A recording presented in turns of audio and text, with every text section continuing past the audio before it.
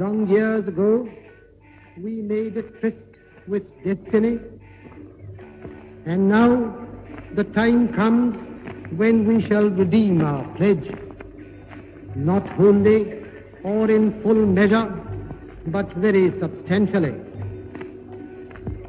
At the stroke of the midnight hour, when the world sleeps, India will awake to life and freedom. A moment comes, which comes but rarely in history, when we step out from the old to the new, when an age ends, and when the soul of a nation, long suppressed, finds utterance. Bharat अंग्रेजों से 1947 में आजाद हुआ और खुद के संविधान के आधार पर हर नागरिक को बराबरी का दर्जा देते हुए प्रगति के पथ पर अपना पहला कदम बढ़ाया। इस कदम की शुरुआत तिरंगे झंडे को फहराकर देश सेवा के संकल्प से हुई। आज भारत आजादी का 75वां वर्ष मना रहा है। 75 साल में कई प्रधानमंत्री और राष्ट्राध्यक्षों ने लाल किले की प्राचीर से भारत की शान तिरंगे झंडे को ऊंचा फहराया है। लेकिन इस उन्मुक्त झंडे को पाने की कहानी कोई आसान नहीं है। कितनी ही लड़ाई, मुश्किलों और बलिदानों से हमें यह आजादी मिली है। आज हमारे उपग्रह अंतरिक्ष में मंडराते हैं और हम चांद और मंगल तक पहुंच चुके हैं। आज हमारी सेना की ताकत पूरा विश्व जानता है और हम विश्व की एक बड़ी अर्थव्यवस्था हैं। आजादी की लड़ाई में हम ज्यादातर 1857 की प्रथम क्रांति और नई दिल्ली के इर्द गिर्द जो राजनीतिक सरगर्मी रही उसी को पढ़ते सुनते हैं। भारत की आजादी के इतिहास में झारखंड का भी बराबरी का हिस्सा है। इसके सपूतों ने अंग्रेजों के खिलाफ विद्रोह का पहला बिगुल फूंका था। रांची के पहाड़ी मंदिर की ऊंचाई पर कई आजादी के सिपाहियों को फांसी पर लटकाया गया, जिसकी वजह से इस जगह का नाम फांसी टुंगड़ी पड़ा। यहीं पर आजादी के बाद सबसे पहले तिरंगा झंडा फहराया गया। भारतीय स्वतंत्रता संग्राम में झारखंड के योगदान को समझने के लिए हमें 4 महत्वपूर्ण स्तंभों पर चर्चा अनिवार्य रूप से करनी होगी। इसमें पहला महत्वपूर्ण स्तंभ है हूल क्रांति। ठीक है, हूल क्रांति के पश्चात दूसरा महत्वपूर्ण स्तंभ है उलगुलान। तीसरा महात्मा गांधी का झारखंड आगमन। चौथा मारंगोम के जयपाल सिंह मुंडा का भारतीय स्वतंत्रता संग्राम के लिए प्रतिबद्धता तथा आदिवासी हितों के लिए किए जाने वाले प्रयास।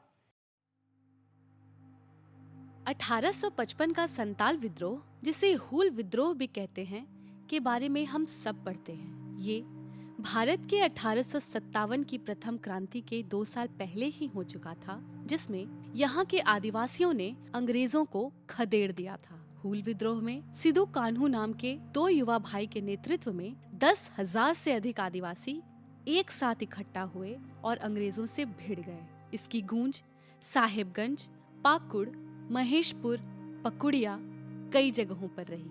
आज भी झारखंड के पाकुड़ जिला में मार्टेलो टावर इसकी कहानी बयां करता है। सिद्धू कान्हू का साथ उनके 2 भाई चांद भैरव और बहनें फूलो और झानो ने अपनी जान लगा कर दिया। जहाँ तक हूल विद्रोह की बात है, इसमें सिद्धू कान्हू के साथ उनकी 2 बहनें फूलो और झानो ने बढ़ चढ़ कर हिस्सा लिया।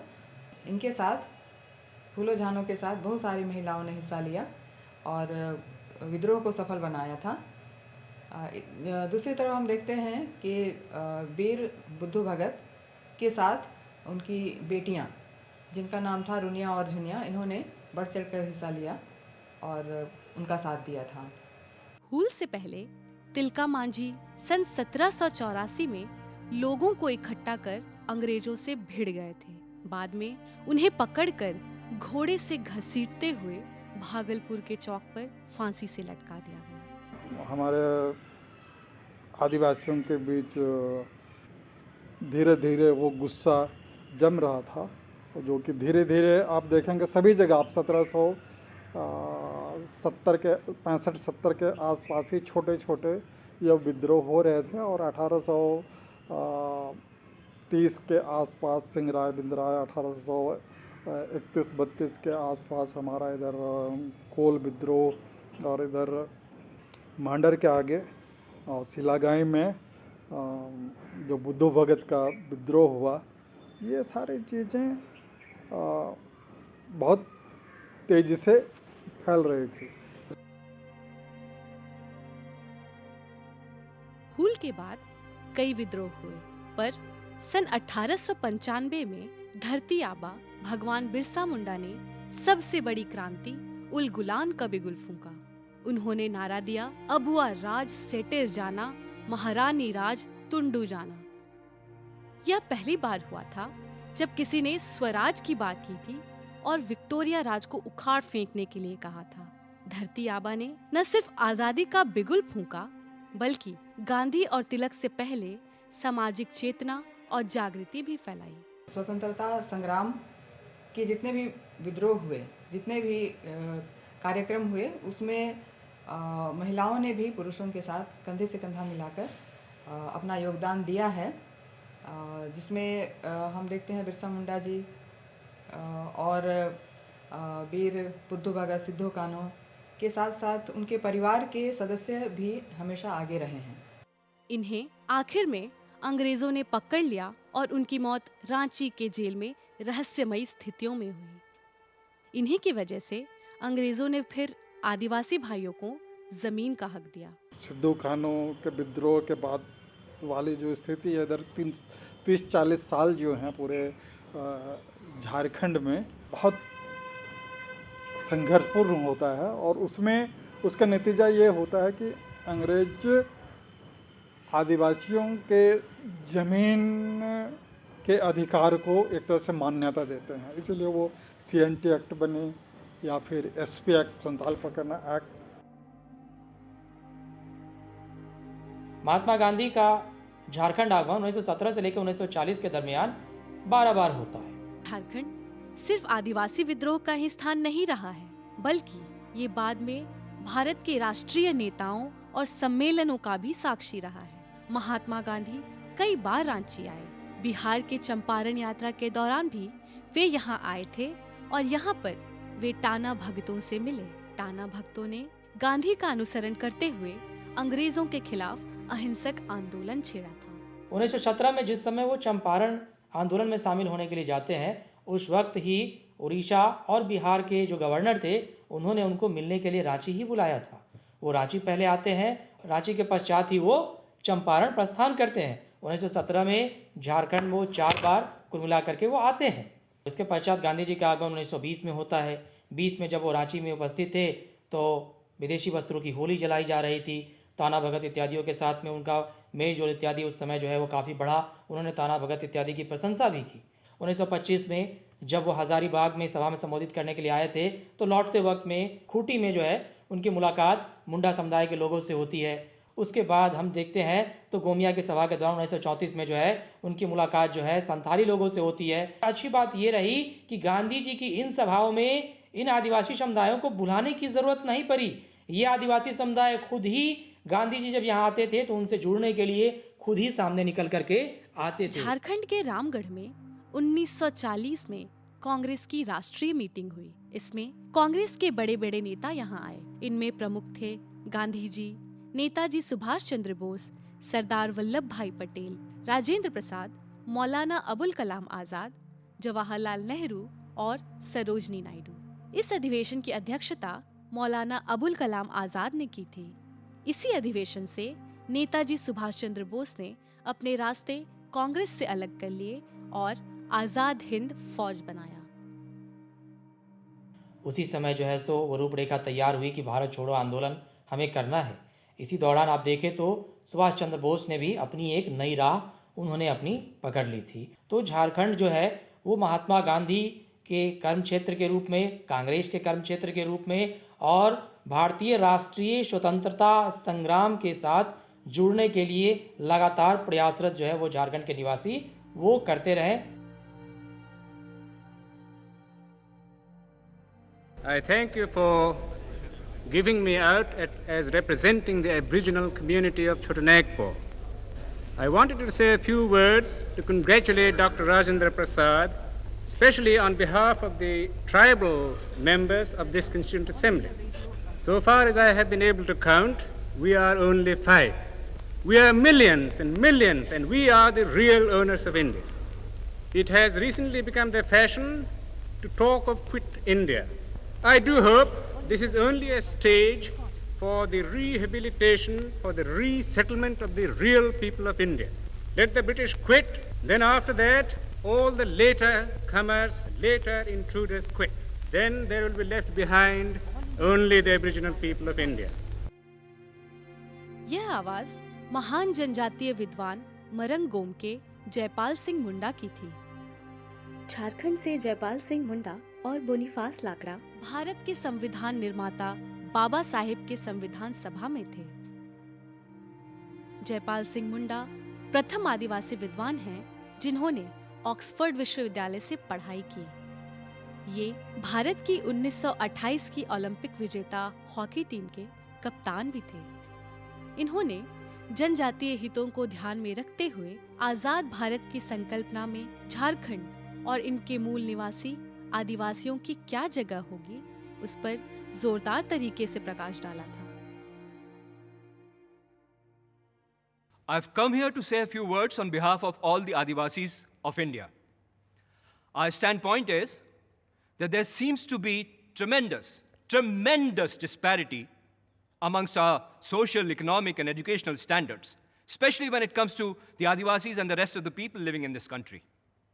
And I am of the firm belief that unless we introduce some kind of statutory compulsions and implement them, it's going to be very, very difficult for us Adivasis to come up to the general population level. See, the Adivasis also want to be treated exactly the same way as the rest of the people are treated in this country, which was not the case up until now. In the past, we have been isolated, marginalized, and kept away from the mainstream as though we were some species that belonged in a zoo. See, the whole point is that you've got to mix with us, and we are willing to mix with you. And that is precisely why we have insisted on the reservation of seats. इनका वक्तव्य आज भी पढ़ा लिखा जाता है और जनजातीय मामलों में इंगित किया जाता है। Mr. President, so I feel that I would not be discharging my duties properly if I didn't plead to the House that in Schedule 7A, some of the Adivasi languages which are spoken not just by a few, but literally by millions, should also be included. These languages are Mundari, Gondi, and Orang. Sir, all I plead to this House is simply this, that the languages spoken by the most ancient people living in this country should find a place of honor in the schedule. Jharkhand में और भी कई महान सपूत पैदा हुए जिन्होंने आजादी की लड़ाई में अपना जीवन झोंक दिया।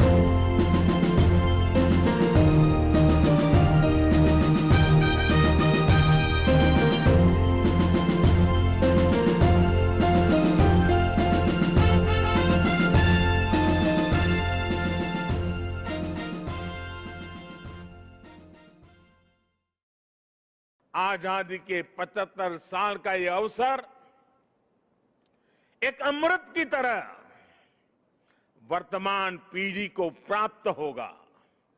एक ऐसा अमृत जो हमें प्रतिपल देश के लिए जीने, देश के लिए कुछ करने के लिए प्रेरित करेगा। साथियों, हमारे यहां वेदों में एक वाक्य है, मृत्यो मृक्षीय मामृताम, अर्थात हम दुख, कष्ट, क्लेश और विनाश से निकलकर अमृत की तरफ बढ़ें, अमरता की ओर बढ़ें। यही संकल्प आजादी के इस अमृत महोत्सव का भी है।